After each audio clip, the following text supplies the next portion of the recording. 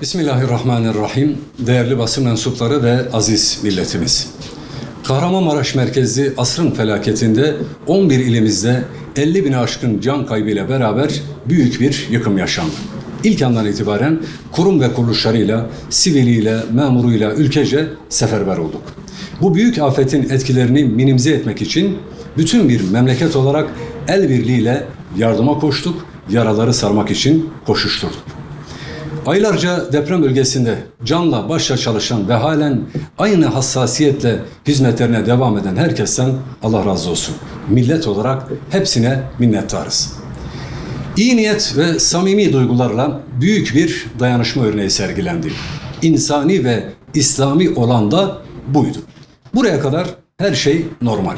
Ancak insanlığını yitirmiş bir takım kendini bilmezler 14 Mayıs seçim sonuçları üzerinden akıl almaz değerlendirmeler yaparak depremzede vatandaşlarımızı sırf sandıktaki tercihlerinden dolayı hedef almaya başladılar.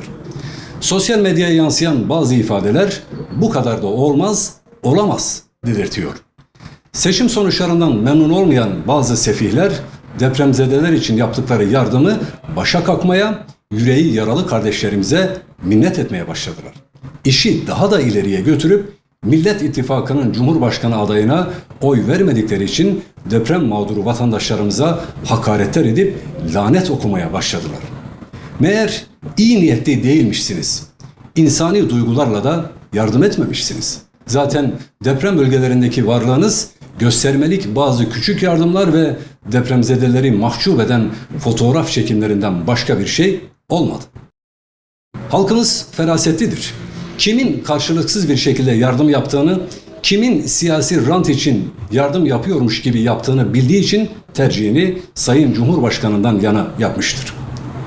Her fırsatta insanların düşünce ve tercihlerine saygılı olunmasını, vatandaşlara siyasi kimliklerinden dolayı farklı muamele yapılmamasını dillerine pelesenk edenlere şunu diyoruz: adil değilsiniz, dürüst değilsiniz, dahası insan değilsiniz ki milyonlarca insanımızın acısına saygınız kalmamış.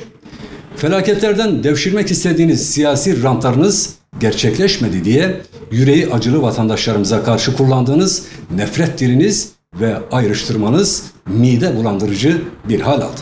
Yazıklar olsun size ve insanlıktan mahrum zihniyetinize. Bu millet bir kez daha sizi ve kirli hesaplar peşinde olan zihniyetinizi gördü. Asrın felaketi sebebiyle yüreklerde var olan kırıklığa rağmen sosyal medya mecralarında belli bir siyasi görüşte olanlar tarafından yayılan bu iğrenç tanımlamaları, hakaretleri lanetliyoruz.